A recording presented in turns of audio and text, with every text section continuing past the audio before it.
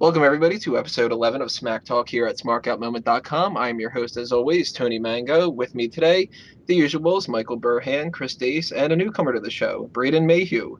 How's it going, everybody? Pretty good.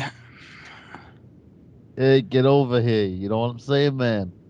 No clue what accent that is tonight, so as bad as the other ones. Fuck the Ultimate Warrior. That is fans. We are off to a good start this week, aren't we? Had to be said, right? We got a lot of things we're going to talk about tonight. Six-parter. We're going to go over predominantly what I consider to be a horrible episode of Raw, and we're splitting that up because there's a lot of really, really bad shit to talk about in it. We're going to go over the TNA Genesis pay-per-view and our thoughts about that. We're going to go over a little thing with some Divas feuding, a little Royal Rumble stuff, and the usual stuff. Let's start with and ask him, and I hope I get this right, because if not, maybe I'm ending this segment. Who the fuck knows?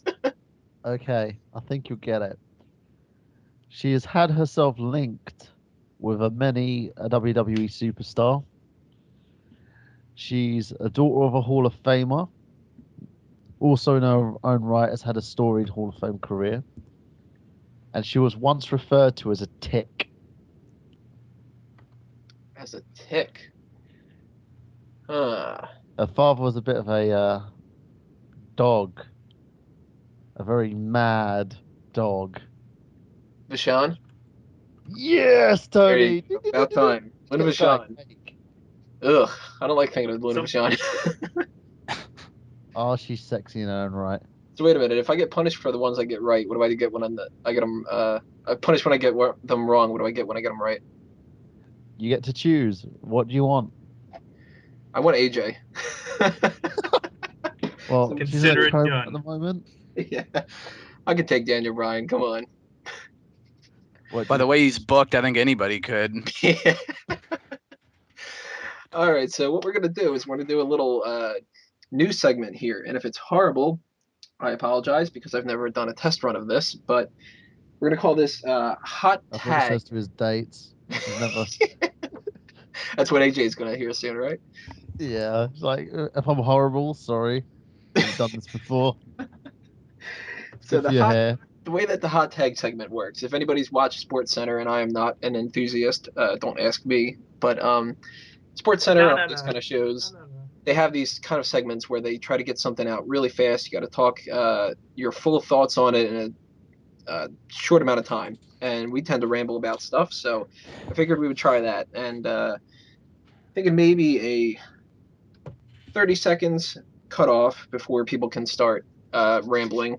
And I'm going to start this off right now with Jack Swagger kicking out on Raw. Now, what I do like about this is I like that it made Swagger seem a little bit more powerful, that he kicked out of the world champion doing that move. But what I don't like is it didn't seem like it was necessarily planned. If it was planned, it was awkward. If it wasn't planned, then it was still awkward. So I'm okay with it in general, but I think it could have been done better. That is my 30 seconds, and let's go to Mike.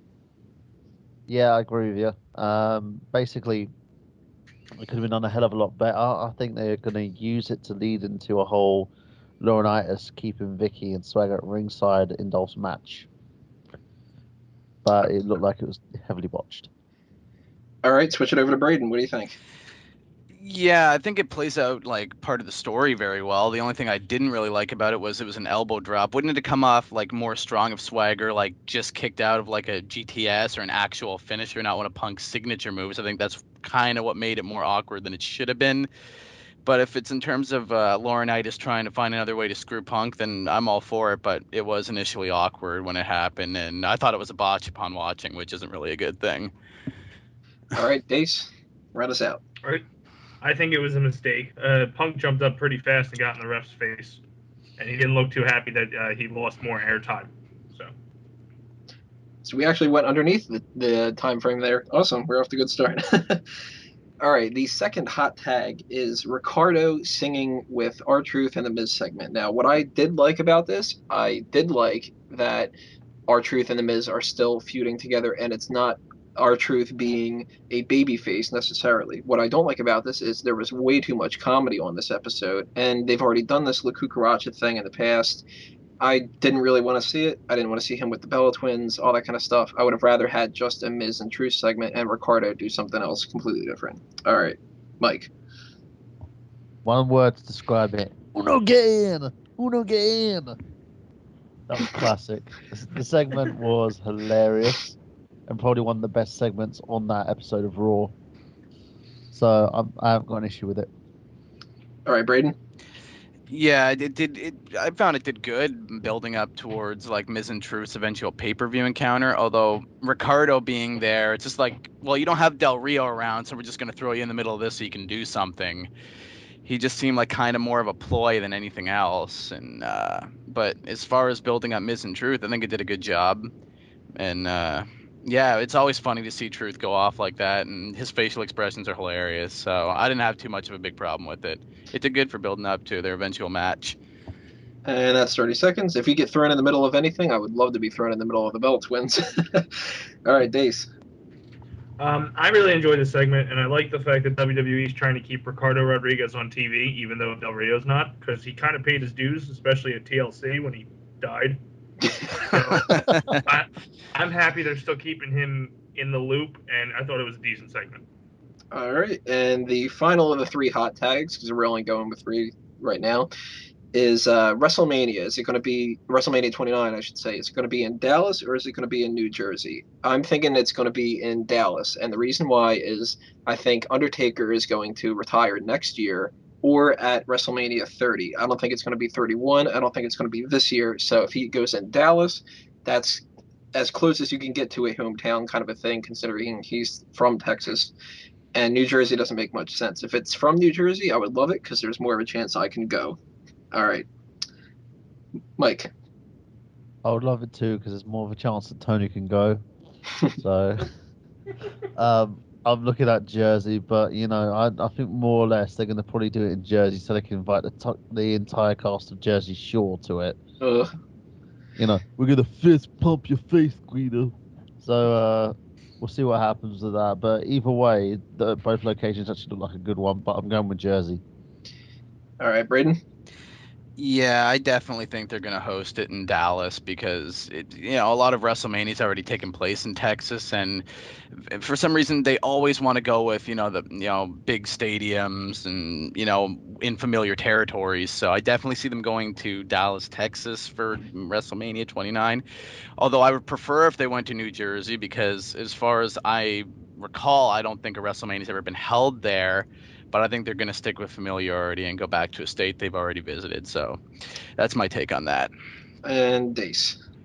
There are 2 deciding factors here. One, of course, if they want to go head-to-head with UFC, if UFC tries to do an event down in Dallas, so it'll go to Dallas. Or 2, Zack Ryder wins the World Heavyweight Championship next year from The Undertaker, which, of course, it would need to be near Long Island in New Jersey.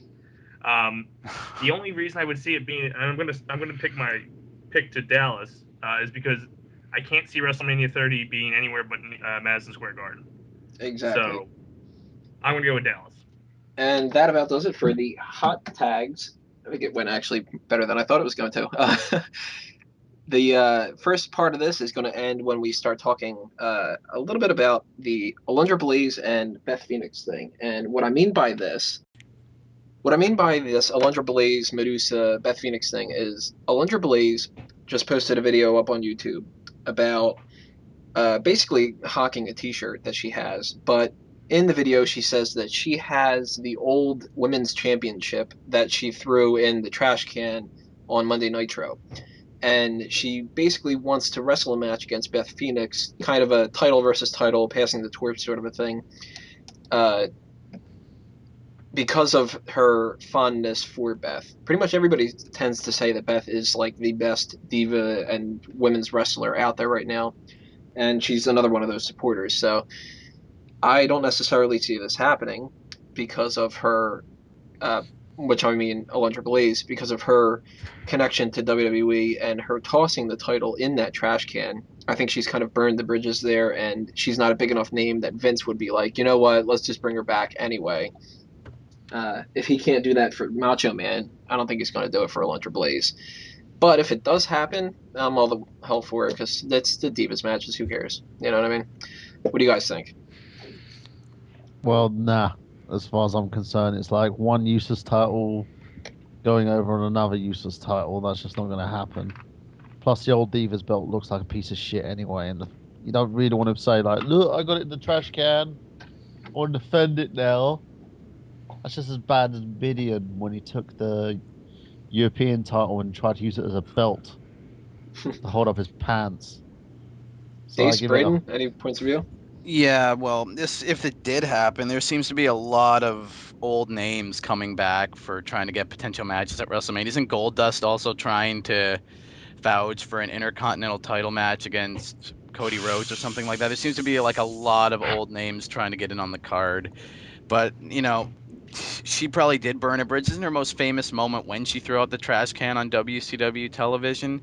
Right. Yeah, that was hardly it'd relevant. be fine if she could still work, but I don't know how long it's been since she's been in a wrestling ring. Plus, she had the So huge implants as yeah, well. so can she even still go is the question. I'd have no problem with it if she could, but it's very doubtful. Dace? Pretty well.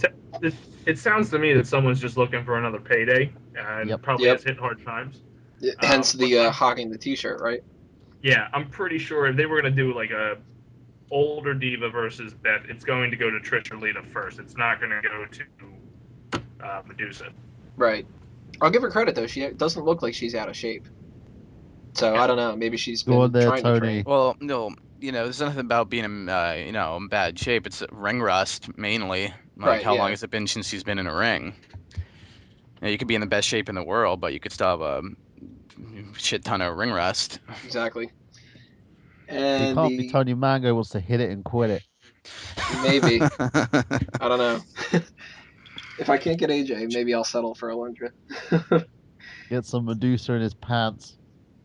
Then the final part of this first part of episode 11 is a quick little update about the Royal Rumble. So far, the only people that have been announced as, I guess you could say, semi-official participants are Sheamus, Santino, Wade Barrett, Jinder Mahal, who's the other one? Cody Rhodes. And they've kind of said that Zeke is sort of on like the border. I wouldn't put it past him to not put him in there, but at the same time, you can kind of expect him to show up. So, for the people that are interested, there is going to be a huge breakdown of the Royal Rumble. I've got my Royal Rumble statistics and records and little trivia page on the website, smarkoutmoment.com. There's going to be the usual predictions as there is for every pay-per-view, and there's going to be the intricate predictions where we're going to try to go entrant by entrant and have a little contest to see who gets the most amount of entrances right. I don't know what anybody's going to win, but what the hell? Join in and tell us what your predictions are for that. If number 4 wins, I'm going to be so pissed because I never pick 4. That's my go-to number. But so I have it now. 4 will win. So stay tuned for the Royal Rumble 2012 coverage because there's going to be quite a bit. And stay tuned for part 2. We are going to start talking about the awful episode of Monday Night Raw from this week, starting with the Kane crap is the best I can put it. So check out the next video.